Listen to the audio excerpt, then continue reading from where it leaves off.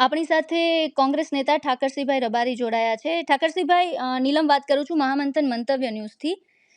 જી ઠાકરસિંહભાઈ, તમે ઓબીસી સમાજના લોકો, વિદ્યાર્થીઓ માટે અવાજ ઉઠાવતા રહ્યા છો અને અગાઉ પણ તમે જીપીએસસીના ચેરમેન હસમુખ પટેલ છે તેના પર વિદ્યાર્થીઓ સાથે અન્યાય કરતા હોવાનો આક્ષેપ લગાવી ચૂક્યા છો. સૌથી પહેલા તો મને એના વિશે જણાવો. ઓબીસી એસસી એસટી એ જી. તમામ સમાજોને અન્યાય થઈ રહ્યો છે. એ ઓપન કેટેગરીમાં દીકરા જે તેજસ્વી છે એમને આવતા અટકાવે છે.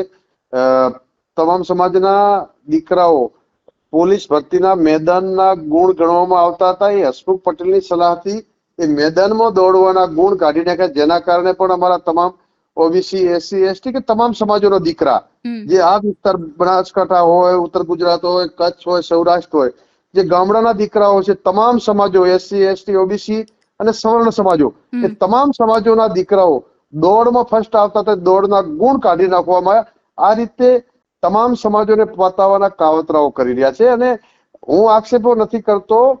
જીપીએસસી બોર્ડના આંકડાઓને એમણે જેને 10 ગુણ આવ્યા છે લેખિતમાં એને 40 ને 50 આપેલા છે. જે લેખિતમાં ફર્સ્ટ આવ્યો છે એને 10 ને 15 આપ્યા છે. એ ઓન ધ રેકોર્ડ એમના વેબસાઇટના રેકર્ડ બોલે છે. હું આક્ષેપો નથી, હું ક્યારે કોઈના પર આક્ષેપ નથી કરતો. જે બોલું છું ડંકાની ચોટ ઉપર અને સત્ય સાથે બોલું છું, એમના રેકર્ડના આધારે કહું છું.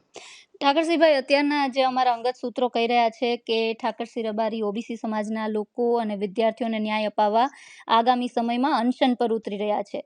શું માંગ છે અને આ વાત કેટલી સાચી? સમગ્ર ગુજરાતના એસસી એસટી ને ઓબીસી સમાજના તમામ જિલ્લે તાલુકે તમામ આગેવાનો સાથે ચર્ચા થઈ રહી છે. જો હસમુખ પટેલ રાજીનામું નહીં આપે તો સમગ્ર ગુજરાતના ઓબીસી એસસી એસટી ના યુવાનો માટે જે હસમુખ પટેલ અન્યાય કરી રહ્યા છે, હસમુખ પટેલ જો રાજીનામું નહીં આપે તો અમારી સમગ્ર ગુજરાતમાં તાલુકે ટીમોની ચર્ચા વિચારણા ચાલી રહી છે. અને હું એકલો નહીં, ગુજરાતના ઘણા આગેવાનો, જેમાં અમારા બીસી રાઠોડ હોય, હરિભાઈ ચૌધરી હોય, ઘણા આગેવાનો છે, મારા રઘુભાઈ હોય, તમામ આગેવાનો અમે ઉપવાસ ઉપર બેહવાના છે.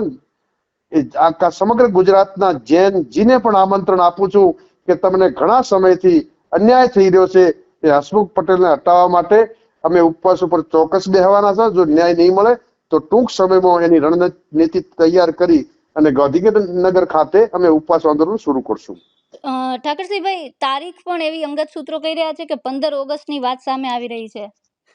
તમારા સૂત્રો કહે છે, મારે હજુ બધા આગેવાનો સાથે ચર્ચા ચાલે છે અને સમય આવશે ત્યારે તમને ખબર પડી જશે. તમે કેમ આટલી ઉતાવળ કરો? અચ્છા ઠાકરસિંહભાઈ, એ જણાવો કે જો કદાચ અનશન પર બેસો છો અને આ મુદ્દે સરકાર તરફથી કોઈ તમારી વાત સાંભળવામાં નથી આવતી તો આગળ શું રણનીતિ રહેશે? આ ગાંધી ને સરદારનું ગુજરાત છે. અમે ગાંધી ચિંધ્યા માર્ગે ઉપવાસ આંદોલન, અમારી પાસે એ શસ્ત્ર છે અને આ દેશના બંધારણે આપેલું હથિયાર છે કે જ્યારે કોઈ પણ શાસક હોય ક્રૂર બને અને જ્યારે ન સાંભળે ત્યારે ઉપવાસ આંદોલન એ અમારું હથિયાર છે. અમે ન્યાયના રસ્તે એમના બહેરા મૂગા કાને, હસમુખ પટેલના કાન જો હજુ આટલા સમયથી અન્યાય કરે, બધી રજૂઆત છતાં ના સાંભળતા હોય તો એને સંભળાવવા માટે અમે ગાંધીનગર મુકામે ઉપવાસ આંદોલન કરશું. એ સરકાર તરફથી જો સાંભળવામાં નહીં આવે તો તો જ કરવાનું છે ને. સરકાર જો નિર્ણય લઈ લે હસમુખ પટેલને હટાવી દે તો અમારે કોઈ આંદોલન કરવાનું થતું નથી. બરાબર છે. તો સરકારનો આભાર માનીશ.